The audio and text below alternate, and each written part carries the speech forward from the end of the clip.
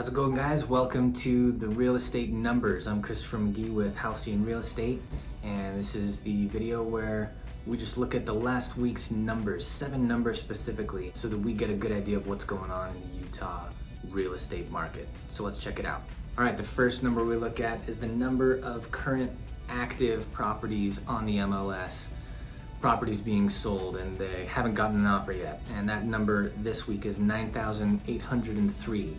That's down a bit further from where it was last week. Last week was the first time I saw it dip below 10,000 for several months, and it dipped a little lower.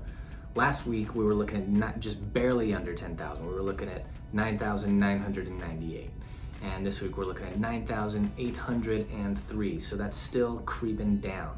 And as inventory creeps down, particularly at the same time when interest rates are creeping down, which they started to a few weeks ago.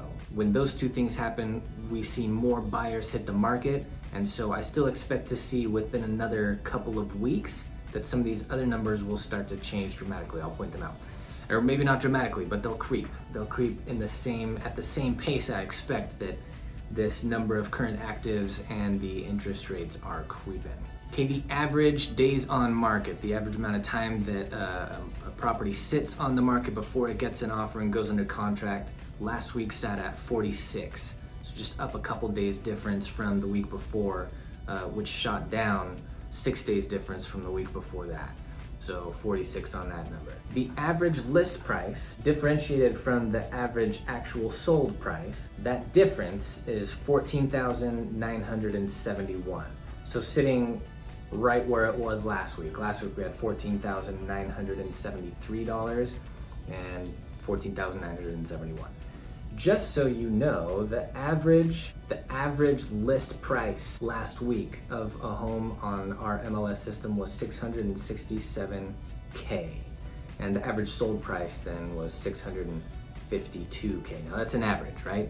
In Utah, especially along the Wasatch East Bench and the avenues and some other places, we got plenty of $1 million homes that kick that average up higher from what the average income actually is. So they're still selling at just under 15K less than what people are listing them at. And that's one of those numbers I expect that gap to close if these interest rates continue to creep down and if our number of current active properties on the market continue to creep down. The number of homes that were sold last week's 482. It's sitting right where it's been. Week prior, we dipped down to 368, but for the several weeks before that, we were sitting in the 480s. So that's right where it's been.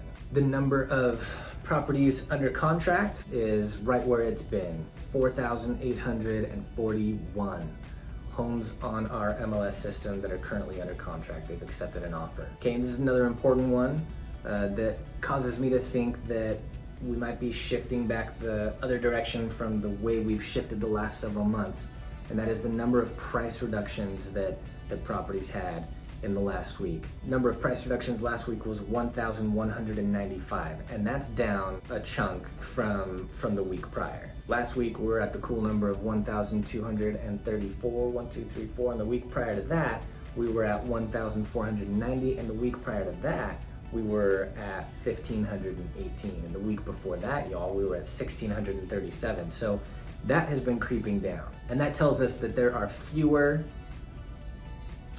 homeowners who believe that they need to drop their asking price in order to be able to go under contract.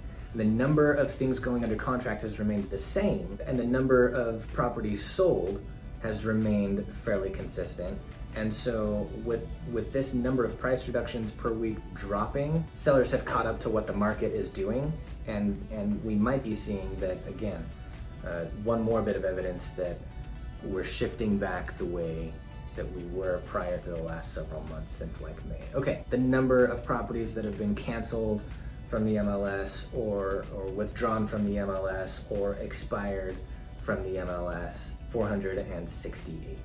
That's up just a bit from last week, 451, but down quite a bit from the week prior to that, 551. Okay, last week I saw that some of these numbers had come down, right? Last week, like I said, first week I've seen our number of current actives dropped below 10,000 since May. Average days on market has creeped down from the high that it hit at 50. The number sold and the number under contract have stayed the same while price reductions have dropped. There's not as many people reducing the asking price of their property. So all this makes me think that when interest rates came down 0.75% a couple of weeks ago, that introduced a lot more buyers back into the market, and that diminishes our inventory, and it allows sellers to not have to chase the market down anymore. I think that's what we're seeing. There's the numbers for this week. You just keep on coming back here week after week and you'll be the best informed people on the Utah real estate market other than me.